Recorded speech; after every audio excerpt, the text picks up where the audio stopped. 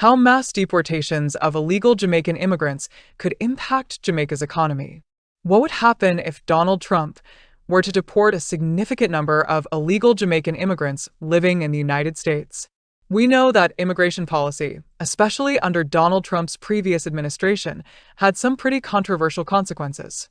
But how would mass deportations of illegal Jamaicans living in the U.S. impact the economy back home in Jamaica? Let's dive into the details. First up, let's talk about remittances. These are the financial transfers sent by Jamaicans living abroad to their families back home. In fact, remittances make up a massive portion of Jamaica's economy, about 17% of the country's GDP in recent years.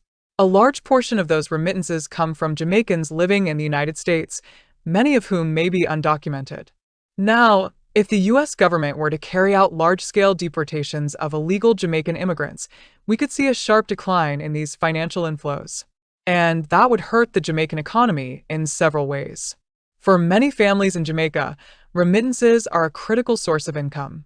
Without these funds, people may struggle to afford basic needs like food, healthcare, and education. Households that rely on this financial lifeline may face increased poverty, which in turn could lead to reduced consumer spending in local businesses, impacting the overall economy.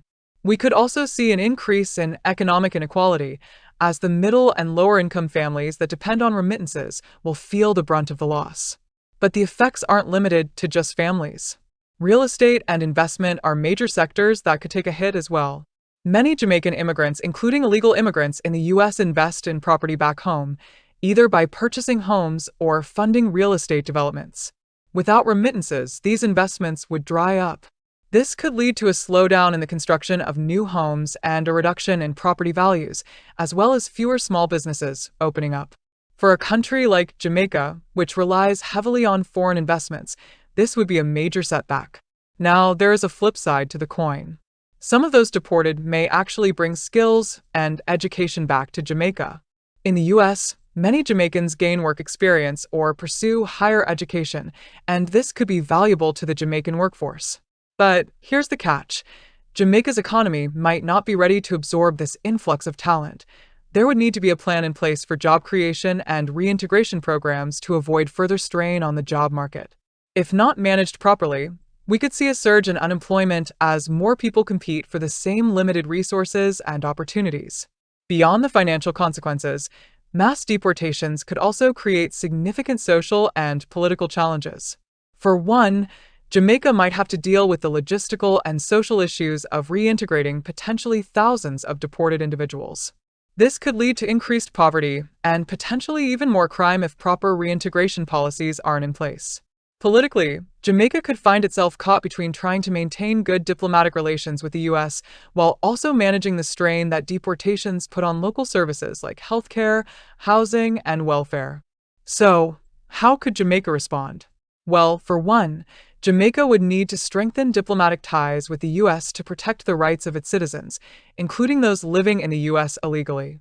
The Jamaican government could also increase investment in social programs like job training, microloans, and reentry programs to help deportees reintegrate into society. On a larger scale, Jamaica would need to work on diversifying its economy and reduce its dependency on remittances by focusing on growing sectors like technology, agriculture, and manufacturing. To sum it all up, deportations of illegal Jamaican immigrants could have significant economic consequences for Jamaica. While there may be some potential benefits, such as returning skilled individuals, the risks, like the loss of remittances, increased unemployment, and social instability, could far outweigh them. Ultimately, the Jamaican economy's reliance on remittances and foreign investments makes it vulnerable to changes in immigration policy. And without proper preparation and strategy, the country could face serious challenges if this scenario were to unfold. What do you think? How should Jamaica prepare for potential mass deportations of its undocumented citizens from the U.S.? Drop your thoughts in the comments below. Don't forget to like, share, and subscribe if you want to see more content like this. Thanks for watching, and I'll see you in the next video.